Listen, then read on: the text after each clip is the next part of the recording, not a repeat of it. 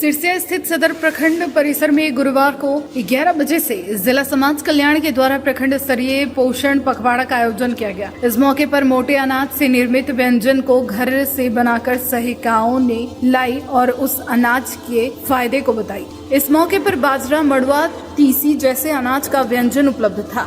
इस बाबत बताया गया कि इस तरह के पखवाड़े का मुख्य उद्देश्य कुपोषण को दूर भगाना है।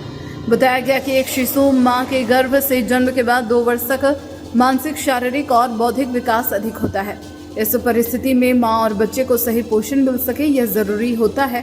इसके लिए इस तरह के आयोजन से जागरूक किया जाता है।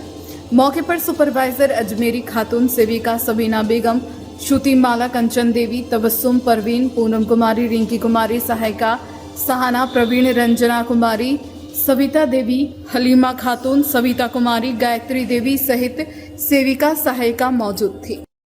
आज परियोजना स्तर पर पोषण पखवाड़ा का आयोजन किया गया है, जिसमें हमारी सारी सहायिका बहनों ने अब ये बना के लाई है अपने घर से पंजरी का आटा का, जो आंगनबाड़ी केंद्र में उपलब्ध होते हैं।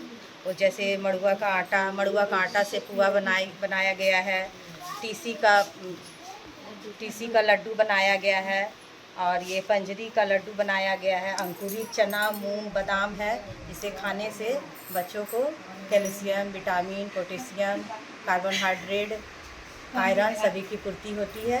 और ये सब का सेवन करने से गर्भवती जैसे गर्भावस्था में से 1000 दिनों तक इसका सेवन करने से बच्चों में iron, calcium, potassium, vitamin, calcium सब चीज़ की पूर्ति होती है।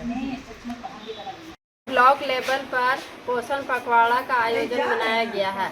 इसका उद्देश्य है कि हमारे देश में कुपोषण को दूर भगाना। बच्चा जब गर्भ में ही पलता है उसी समय से ही उसको स्वस्थ होना चाहिए। 1000 दिन तक बच्चे के जन्म से लेकर के बच्चे के गर्भ से लेकर जन्म के 2 वर्ष तक बच्चे का शारीरिक, मानसिक, बौद्धिक विकास का महत्व सबसे अधिक होता है। इस अवधि में जितना विकास होता है आगे उसका विकास कम होता है। इस अवधि का विकास सबसे महत्वपूर्ण माना जाता है।